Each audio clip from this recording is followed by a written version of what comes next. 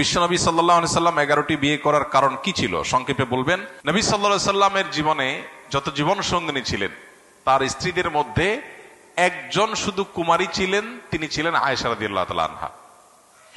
তিনিও আবার কুমারীতে কুমারী, এমন কুমারী যে তিনি যখন নবী সাল্লাল্লাহু আলাইহি সাল্লামের সাথে যখন বিয়ে হয় তখন তিনি শিশু ছিলেন, যার ফলে তার সঙ্গে স্বামী স্ত্রী হিসেবে বসবাস, বাসর, যেটাকে নিয়মতান্ত্রিক স্বামী স্ত্রী সুলভ একসাথে থাকা বলে, সেটা শুরু হয়েছে বেশ কয়েক বছর পরে।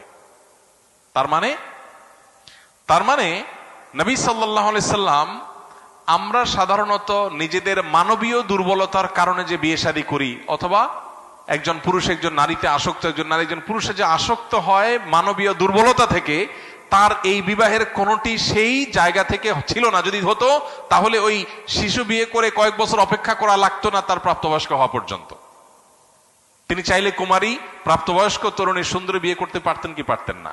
লক্ষ লক্ষ সাহাবী সবাই তার কাছে মেয়ে দিতে, বোন দিতে প্রস্তুত ছিল। অমুসলিমরা বরং প্রস্তাব দিয়েছিল যে মোহাম্মদ, তুমি তোমার তাওহীদের দাওয়াত থামাও, এই মক্কার সবচেয়ে সুন্দরী নারী চাও বিয়ে করতে, আমরা বিয়ে করাবো তোমাকে। তিনি সে অফার গ্রহণ করেন নাই। আর বাকি যে 10 জন, এই 10 জনের সবাই হয় স্বামী পরিত্যক্তা, স্বামী মারা গেছেন, আর না হলে তালাক প্রাপ্তা। তার মানে কারোর বয়স নবী সাল্লাল্লাহু আলাইহি ওয়াসাল্লামের চাইতে, বয়সের চাইতে আরো অনেক বেশি, কারোর হয়তো আগে 2-3টা সন্তান ছিল, কারোর হয়তো 1টা বা 2টা বিয়ে হয়েছে। এ ধরনের নারীদেরকে সাধারণত সমাজে কে বিয়ে করতে চায়? কুমারী মেয়ে বিয়ে করার সুযোগ থাকতে এই ধরনের মেয়ে বিয়ে করতে চায় না। তার সমস্ত স্ত্রী এরকম, একজন ছাড়া, যিনি কুমারী ছিলেন তিনিও আবার ছিলেন শিশু। স্ত্রী হিসেবে তার সাথে সংসার করার জন্য অপেক্ষা করতে হয়েছে কয়েক বছর।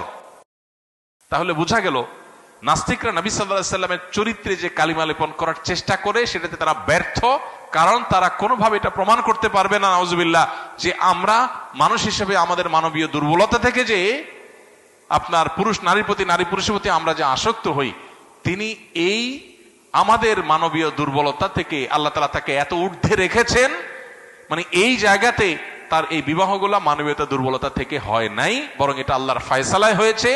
তিনি যে বিবাহ করেছেন ওই বিবাহ আজকালকার এই তথাকথিত নাস্তিকদেরকে যদি বলা হয় মানবিক কারণে একজন বিধবা, একজন তালাকপ্রাপ্তা, 2-3 সন্তানের মা, তোমার চাইতে বয়সে 10 বছর বেশি বিয়ে করো, জীবনে বিয়ে করবে না সে।